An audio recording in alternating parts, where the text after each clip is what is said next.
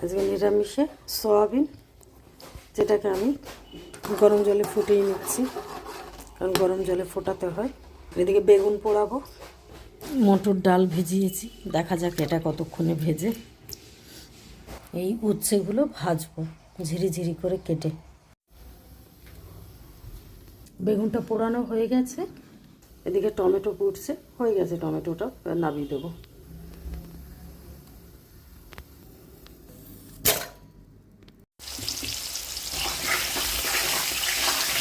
সাদা জিরে ফোড়ন দিয়ে গোটা জিরে আলুটা ভেজে নেব ভালো করে। এদিকে জিরে বাটবো, একটু ধুয়ে নিচ্ছি জিরেটা, নিরামিষে তো।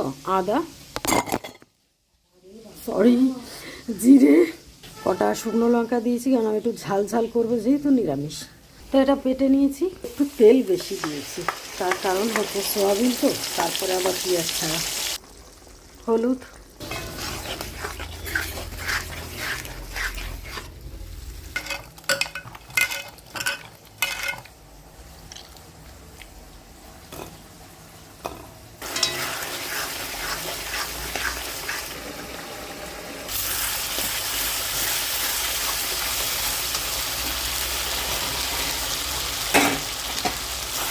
এবার এটা দিয়ে খুব ভালো করে কষাবো। এই রান্নাটা একটু তেল বেশি লাগে, আর এমনি আমি একটু তেল সবেতেই বেশি দিই, সেই কারণে। স্বাদ অনুযায়ী নুন। কষানো হয়ে গেছে, এবার ফেলে দেবো জল।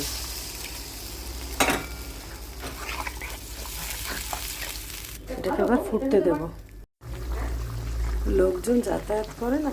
সোয়াবিনটা হয়ে গেছে আমার, গরম মশলা দিয়ে নামিয়ে দিয়েছি, কারণ এটাই ঘি দেবো না। মটর ডালটাও বেটে নিয়েছি, এবার বেগুনটা মাখবো।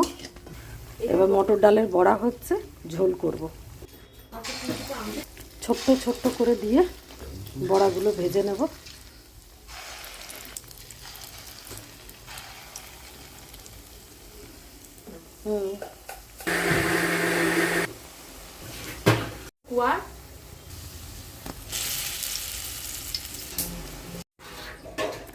গোটা জিরে ফোড়ন, এবার আলুগুলো দিয়ে দেবো। নুন কালকে বললো না,